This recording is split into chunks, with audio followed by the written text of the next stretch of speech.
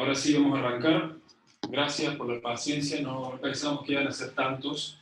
Resulta que teníamos un aula que era bastante más chica y me habían dicho que tenía una capacidad, y cuando fui y vi que no tenía esa capacidad, le fui a preguntar a la persona que me reservó la sala y me dice, digo, che, pero hay un lugar para esa gente. Y me dice, no, sí tiene capacidad. Sí, digo, pero bancos había 10, 15. Ah, bancos no, pero capacidad tiene. Así que bueno, después de conversar con un gran aliado, conseguimos esta sala que es la más cómoda, la mejor. Y nos acompañan chicos de distancia. Tenemos conectados 45 en este momento, así que bienvenidos. De todo el país, no sé de dónde son. Chicos, bueno, como siempre no voy a estar pendiente del chat, pero bienvenidos a la charla. ¿Le damos un aplauso a los chicos de distancia?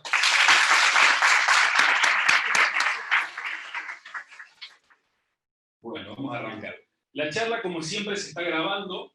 Después yo les paso el link para que los que quieran volverla a ver. No se graba imagen, solo se graba el video del PowerPoint. Pero bueno, de esta forma también podemos hacer un streaming más liviano y vamos a lanzar un podcast. No, mentira. Bueno, diseño de escenarios. Vamos al tema que nos compete. Me gustaría que primero hiciéramos un poco así de intercambio de ideas, a ver con qué idea vienen, y partamos de cosas concretas, así no doy por sentado nada, ¿sí? ¿Alguno se anima a tirarme alguna idea cuando hablamos de escenarios? ¿Qué piensa? ¿Qué es un escenario? Sí. Donde transcurre la magia. Caramba, donde transcurre la magia. ¿Qué respuesta tan poética? ¿Quién más? Vos habías levantado la mano, sí. Donde interactúa el personaje con el medio. Ajá. O sea que si el personaje no interactúa, donde está ubicado un personaje. ¿Qué más? ¿Alguien más había levantado la mano por acá? ¿No? Yo. Acá la gente de distancia dice... Sí, está, sí, a ver qué dice. Lucía Belén. Ambiente, dice Lucía. Ajá. ¿Qué más? Nos dan datos de la historia y nos ubican en el ambiente y cómo va a surgir, cómo de qué va a tratar la historia. Me gusta eso, nos dan datos de la historia y del ambiente. Ahí ya el escenario tiene una función muy concreta. ¿Alguna otra idea? Posicionamiento de los objetos, excluyendo el personaje donde otras cosas. Una animación. Posiciona los objetos, como para que no estén así flotando. Bien. O sí, puede ser una escena, la nada misma, ¿no? Un escenario, el vacío. Es una buena respuesta esa. Me gustó. Bien, muchas definiciones. A ver qué más aportan por acá. Los chicos de distancia son reproductivos. Claro, que deben estar en la cama con la compu en la panza. Donde ocurren los hechos, presentación de la historia, tiempo, espacio, conjunto de elementos que conforman un contexto. No, son unos zapatos. Puede expresar los sentimientos del personaje. Mariano, te me estás adelantando. Es una gran respuesta. Bien, me encanta, me encanta. A veces los chicos de distancia me mandan fotos cuando vamos a dar una charla desde el lugar donde van a ver la charla. ¿Viste? Algunos atrevidos mandan fotos de la cama tirada con el tele puesto, con el stream. Son geniales. Pero las respuestas son muy interesantes. Y la verdad que todos han estado muy acertados. Veo que varios tienen una visión funcional de qué es un escenario. O sea, ¿para qué sirve un escenario? Pero primero tenemos que tener una definición académica, por decirlo de alguna manera, hacer una definición de la palabra, y el término escenario viene de la palabra escena. Creo que a varios les comenté qué es escena, qué significa escena. ¿Alguno se acuerda? Escena. Una escena es una unidad de espacio y tiempo. Eso es una escena. El término escena viene primero del guión. Después del guión se lleva al teatro, y después del teatro deriva en el cine, en los videojuegos y en la televisión. Una unidad de espacio y tiempo significa que una escena cambia, no porque las cosas cambien visualmente necesariamente, simplemente porque el momento cambió. Entonces, yo puedo filmar una película en esta aula, y toda la película puede transitar acá, y el aula puede verse siempre igual. Pero cada vez que hay un salto de tiempo, por ejemplo, la película empieza con 2 personas desayunando ahí, y después yo encuadro el reloj, hago un time-lapse, y en el reloj hago que el tiempo pase, y después encuadro a la misma persona comiendo, no sé, cenando, entonces hubo un salto de tiempo, y el tiempo que estaban compartiendo al principio en el desayuno no es el tiempo de la cena. Y ese salto de tiempo hace que haya un cambio de escena. Y con el espacio ahí es más fácil, porque lo identificamos visualmente. Una persona está en esta aula, pasa en el aula al lado, se fue a otra escena. Después hay otras cuestiones intermedias, como lo que es una secuencia y eso, que no vamos a profundizar en eso, que tiene que ver con el guión, pero escena tiene que ver con espacio y tiene que ver con tiempo. Entonces, cuando hablamos de diseño de escenarios, hablamos de diseñar un espacio, pero también hablamos de diseñar un momento. Es decir, el castillo de las escenas finales de Game of Thrones es el mismo castillo al principio de la serie y al final de la serie, pero el momento es muy distinto. Entonces, se tiene que diseñar el castillo de maneras distintas. Son diseños diferentes porque son momentos diferentes. Por supuesto que sería un extremo decir que un diseño de escenario distinto son dos escenarios exactamente iguales donde lo único que cambió es la hora del reloj. Cuando hablamos de momento, hablamos de algo más que una diferencia cronológica. Hablamos de un episodio, una sensación de lo que está pasando, algo que se ubica en el tiempo y que no podría ubicarse en un tiempo anterior. Este escenario, esta aula, así como está, es un momento hoy. Y si mañana está destruida, es la misma aula, pero destruida, entonces es un rediseño del aula, es un diseño diferente. Y si yo diseño el aula destruida, la tengo que diseñar en otro momento. Por ende, son dos escenarios. ¿Estamos de acuerdo? Vamos a lo práctico. ¿Y cómo se diseña un escenario? O sea, ¿por dónde empiezo? Porque tenemos esta portada de una artista increíble, no me acuerdo el nombre, tiene un nombre raro, después se lo comparto, que es muy linda, pero ¿por dónde se empieza? O sea, con los pies en la tierra. Yo siempre me la como, ok. ¿Qué hago? O sea, empiezo a dibujar así de una y la rompo como un campeón de una. No, porque hay gente que parece que tiene el don. Pero hay un procedimiento para desmitificar este tipo de imágenes que nos da la sensación de que son dioses del lápiz y lo que sea que toquen queda así. No, en realidad hay un proceso que hace que el diseño de escenarios sea accesible para todos y no tiene que ver con talento. Vamos a la próxima. Yo les comparto en estos 6 pasos etapas para diseñar un personaje, que ahora las vamos a desglosar. Esto no es una fórmula. O sea, no son los 6, son mis 6 pasos. Son los 6 pasos que yo viví con directores de arte, con diseñadores, desde mi experiencia, conociendo gente de distintos perfiles, gente que se daba mucho con el software, gente que no, gente muy analógica, pero son por lo menos 6 grandes pasos que yo identifico que les pueden servir. Hay al menos 4 de esos 6 pasos que sí lo van a encontrar en cualquier lado, y que tienen mucho que ver con los pasos de cualquier diseño, sea de un escenario o sea de un personaje. Pero vamos a ver algunos detalles en el medio, algunas consideraciones. ¿Cuáles son los 6 pasos? Primer acercamiento, investigación, exploración, estructura 3D, concepto final y blueprint. Arranquemos con el primero. A la próxima. Primer acercamiento. ¿Cuál es el punto de partida de un diseñador de escenario? Siempre decimos que en cada etapa, cada artista tiene que laburar sobre la materia prima que le deja la etapa anterior. Es decir, el artista del storyboard parte del guión, el animador parte del layout, el que hace el layout parte del estilo, el que hace el modelado parte del blueprint o del concept, todos parten de algo, nadie parte de la nada misma. El diseñador de escenarios, ¿de dónde parte? Bueno, en realidad parte de un grupo de cosas, no de una sola cosa. No es tan sencillo como el trabajo del modelador al que se le da un blueprint de un personaje y ya tiene un norte clarísimo. El diseñador de escenarios parte de diferentes cosas que dependen del proyecto, del director, en qué estado se encuentran las cosas. Si esas cosas están, si no están, si hay de más o faltan algunas.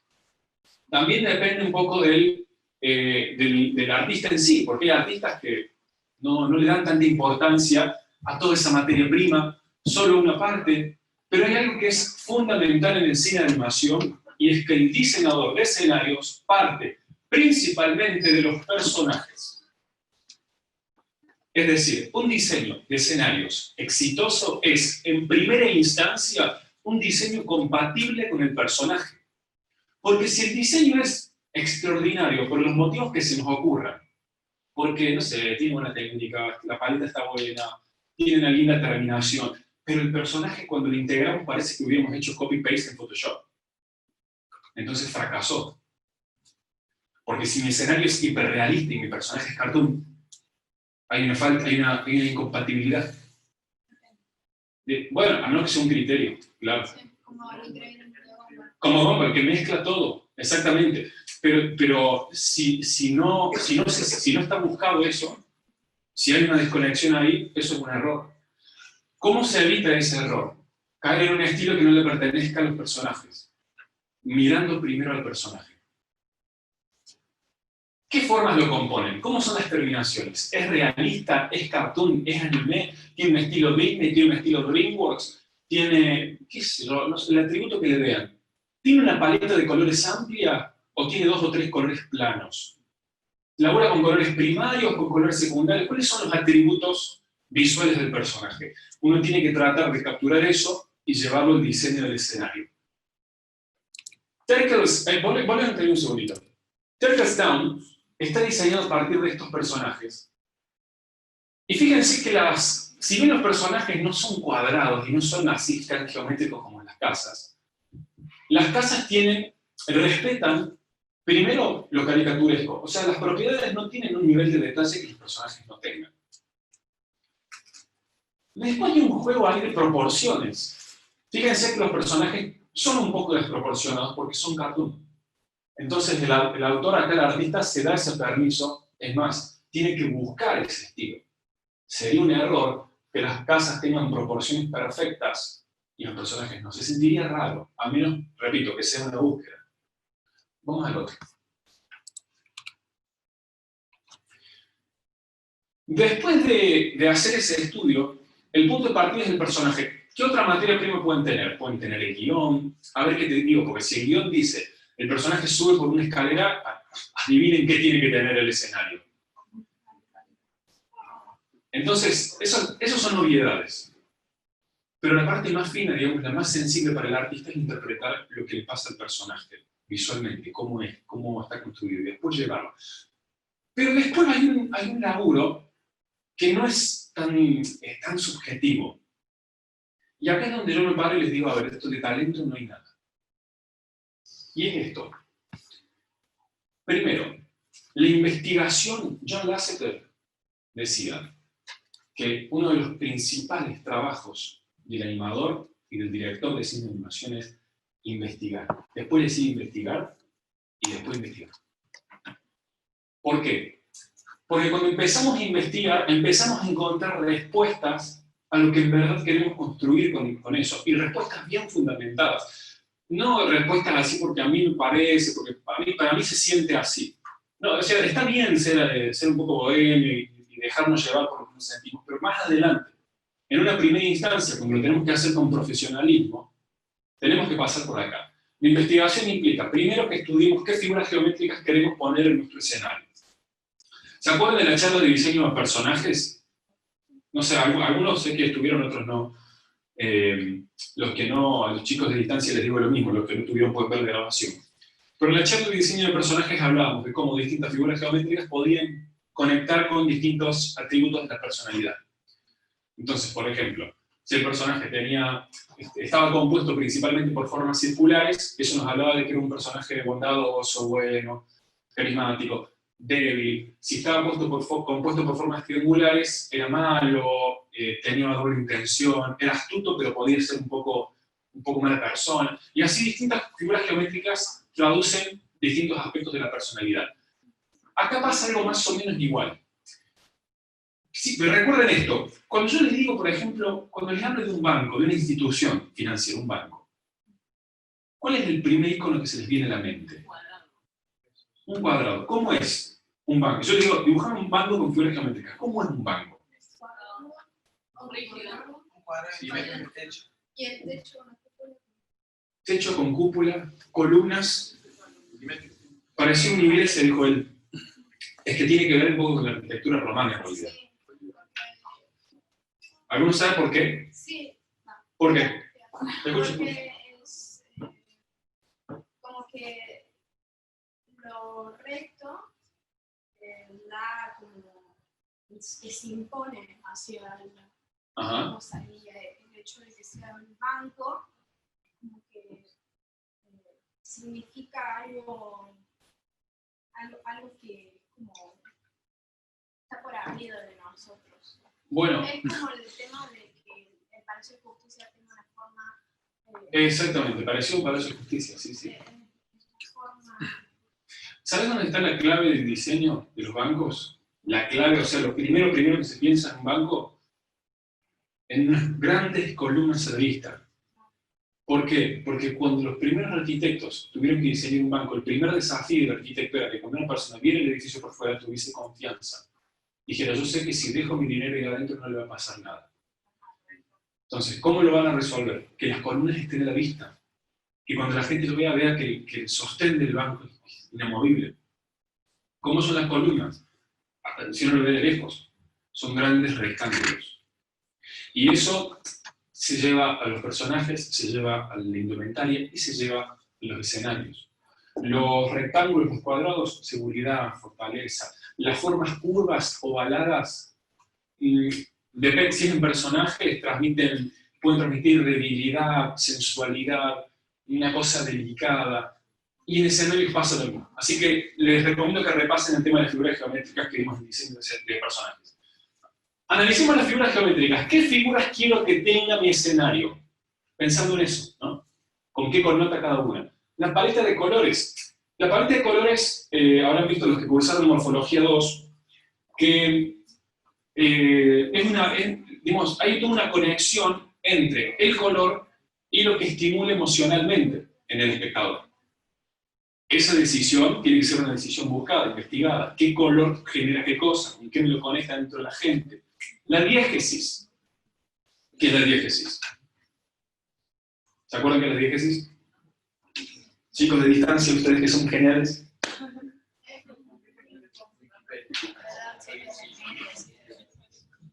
Es algo parecido a lo de la edad. Diégesis es el mundo ficticio donde vive el personaje. Eso es la diégesis. Es ese universo, son las leyes de ese mundo. Todos sabemos que la diégesis de Cars no es la diégesis de Toy Story. Y si en Toy Story aparece un auto que habla, maldición, qué miedo. ¿Se entiende? Y si aparece Sullivan en Toy Story 4, digo, esos cruces no deberían pasar. Solo conozco unos pocos trastornados que creen en la teoría de Pixar y que eso pasa. Pero esos cruces, ¿qué es lo que uno sabe y naturalmente impide que eso pase? Que no comparten diégesis. ¿Qué es lo que comparte diégesis hoy en día? El universo Marvel. Hoy a la diégesis le llamamos el universo de esto, de lo otro. Es la misma diégesis. Si una cosa pasa en la otra, está permitida. La diégesis está compuesta por épocas, por ubicación geográfica, puede ser por un estilo visual. Digo, tal vez dos cosas son de la misma época, pero los estilos visuales son diferentes. Y ese estilo visual hace que pertenezcan a diégesis diferentes. Yo me acuerdo antes solían hacer spin-off entre series que pertenecían a una misma cadena televisiva, series animadas, series de live action, y tenían estilos totalmente diferentes y terminabas viendo una atrocidad. Digo, porque hoy vemos que aparecen los Avengers con los Guardianes de la Galaxia, es genial, pero yo, chicos, vi las Tortugas Ninja con el Power Rangers. Es un verdadero salto de diégesis. Y otras cosas más, otras series animadas que han mezclado estilos. Es un salto de diégesis. O cameos. Exacto. Bueno, por ejemplo, entre los Simpsons y Futurama tenemos diégesis distintas, pero mismos estilos. Y eso no. Y Barton tampoco, es el mismo estilo, pero son diégesis distintas.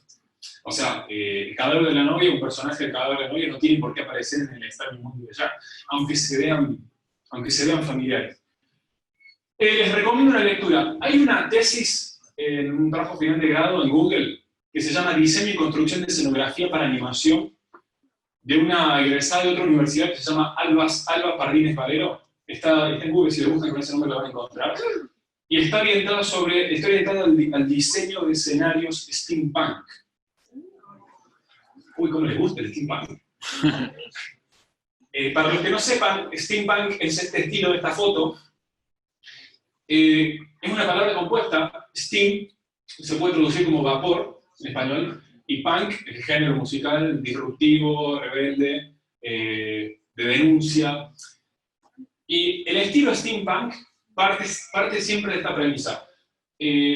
¿Cómo sería el mundo hoy si en lugar de haber hecho descubrimientos electrónicos, hubiésemos continuado con la tecnología de vapor? Parte de ahí. Y después empieza toda una crítica social por medio del steampunk, y es a lo que sucedía en la sociedad en la época de la Revolución Industrial. Gracias. Gracias, Javi. Entonces empieza toda una crítica, por eso en el steampunk es común ver gente, esclavos y digamos, cosas que no son tan presentes, pero hay toda una construcción desde ahí. Vamos a la próxima, por favor. Exploración. Permite el diálogo entre la dirección de arte y el storyboard. Yo siempre les hablo del mismo ejemplo, y como este hay millones, que es el de Monster Inc. Muy difícil imaginar un guión si primero no hay una exploración visual. ¿Cómo se hace la exploración visual? Dibujando. Pero hoy les traje algo espectacular. Mira, denme un segundo.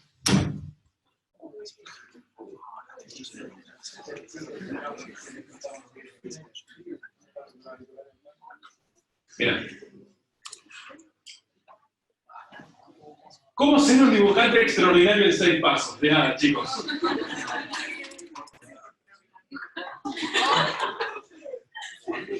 Bien. Esos son los 6 pasos, yo se los regalo acá por el valor de la misma cuota, espero que les guste.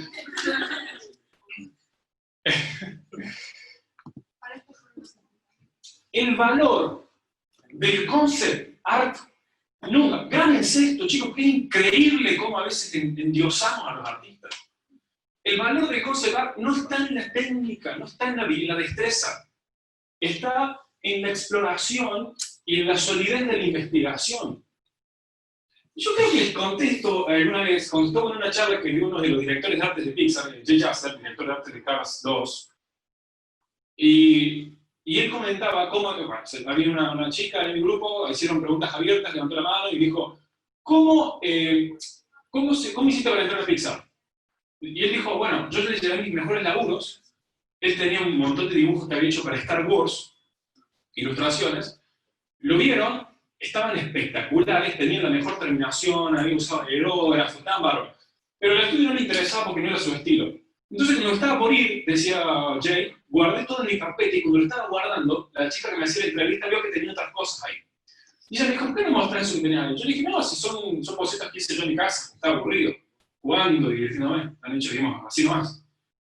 A ver, pero los quiero ver igual. Y él se los muestra, y cuando ella ve los dibujos, los bocetos, ella encuentra un montón de dibujos con un estilo, con un background de conocimiento, de exploración, de investigación, que estaba espectacular y que coincidía con la búsqueda del estudio. ¿Tenía gran destreza? No. De hecho, muchos eran bocetos que había hecho en el subte, en la plaza, en el patio de la casa. No tenía la riqueza visual del concept final que hizo para Star Wars. Eran bocetos así más. Por eso la riqueza del concept no está, repito, en la destreza, está en la investigación. Y para que la investigación, o sea, para que todo lo que ustedes leen, descubren, miran, se inspiran, se transforme en algo tangible, en algo visible, hay que dibujarlo. Y dibujarlo, y dibujarlo, y dibujarlo, y dibujarlo. Vamos al próximo. Este es el caso de Octápolis, creo que se llama, es un corto. ¿Lo vieron? Sí. Es muy conocido. Es un corto que tuvieron un dilema ahí en la resolución de los escenarios, porque no se los imaginaban muy bien en los escenarios. Entonces tuvieron que empezar a hacer exploración visual, a hacer bocetos de los escenarios, y a medida que iban haciendo los bocetos, el storyboard solito empezó a tomar forma, porque de los bocetos se alimentó el guión y se alimentó el storyboard. Mira la próxima diapositiva. Este es uno de los bocetos que ellos hicieron simplemente para imaginarse la ciudad donde pasaban las cosas. Y de bocetos como estos surgieron planos como este otro. Ahora, terminamos acá. Vamos con, antes de avanzar al próximo, quiero hacer alguna pausa un segundo. Recién yo les decía, todo esto depende un poco del proyecto. Tener la materia prima para laburar, a veces la tenemos, a veces no. Pero quisiera compartirte un caso, un consejo muy práctico de cómo arrancar cuando no hay nada. Cuando tenés una idea muy sencilla y nada más. Quiero decir, escribís un guión. Ni un guión, escribís un storyline, un párrafo. Y querés visualizarlo un poco. Y no sabes muy bien cómo arrancar y no querés hacer un storyboard de la nada misma, porque un storyboard de la nada misma es un storyboard que hay que tirarlo a la basura 16 veces hasta que tenga sentido.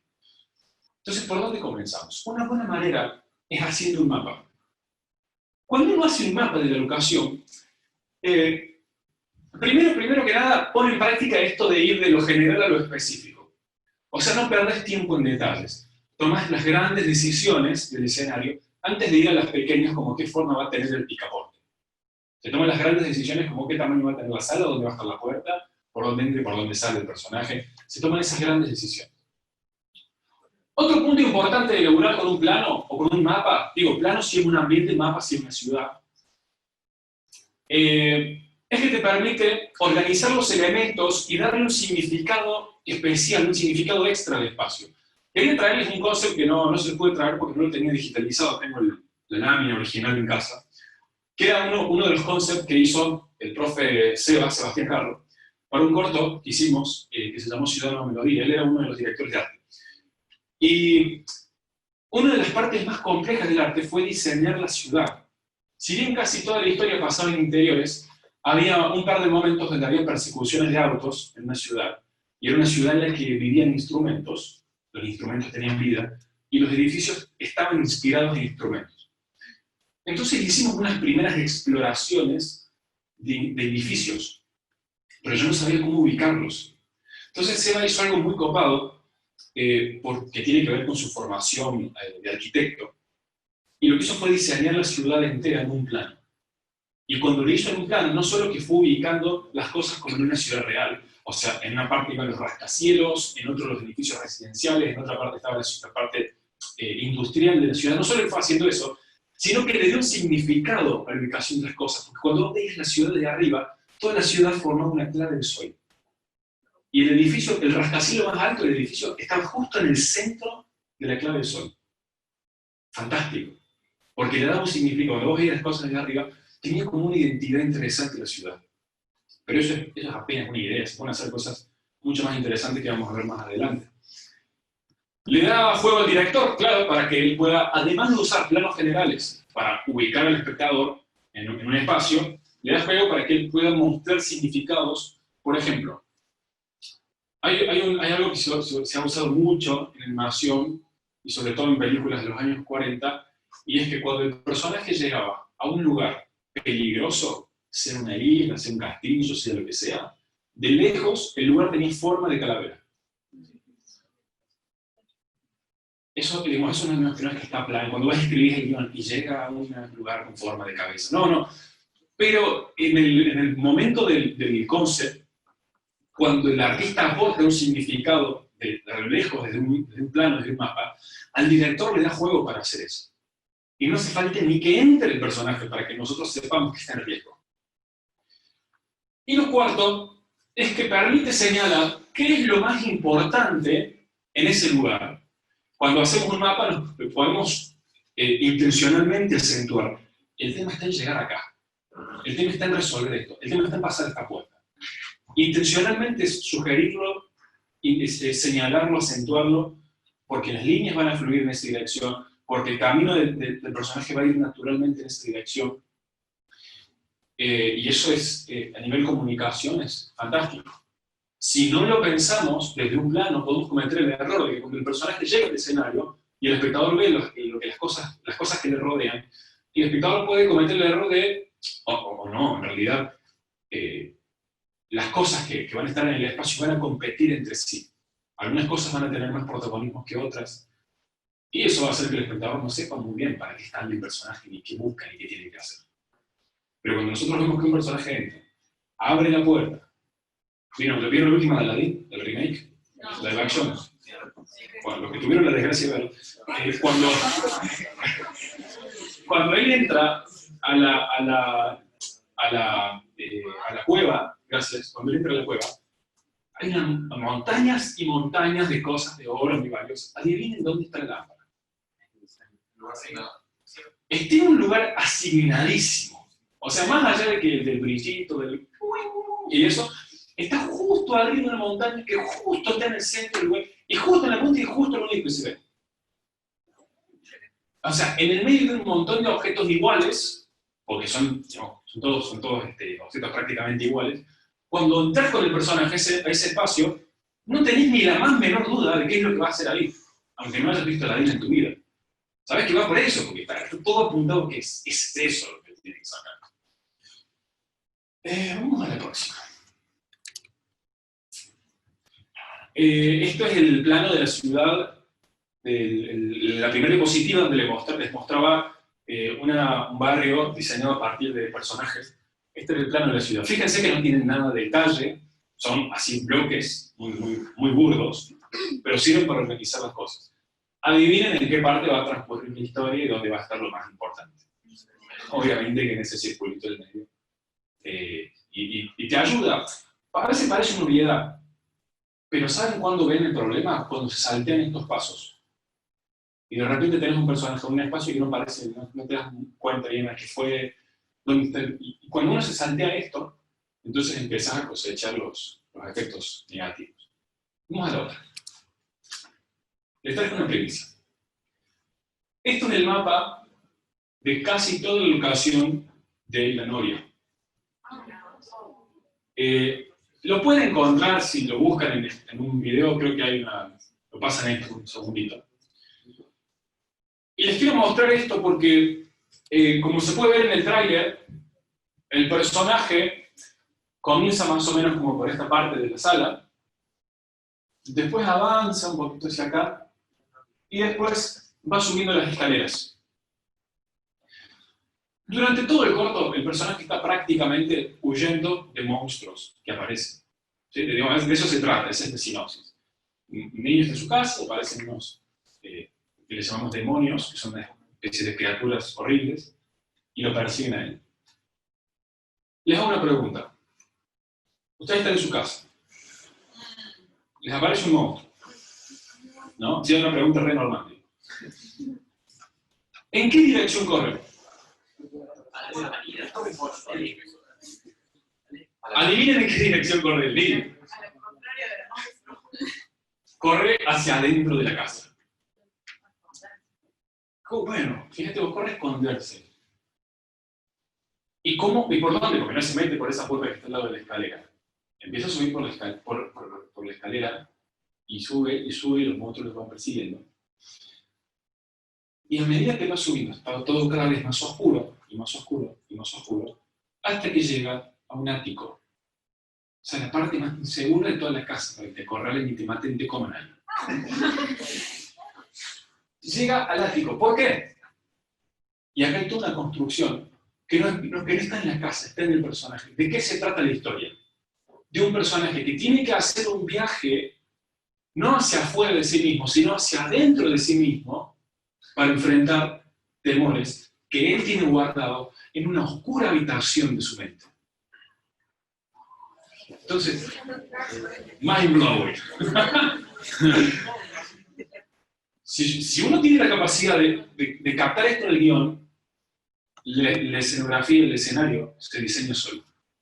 Ya sabemos hacia dónde tiene que ir. Entonces, que la escalera sea así circular, no es coincidencia. Que a medida que la escalera sube parece que cada vez se va haciendo más estrecha, no es coincidencia. Entonces, vamos a la próxima imagen. Suscríbete al canal y activa la campanita para enterarte apenas esté publicada la parte número 2.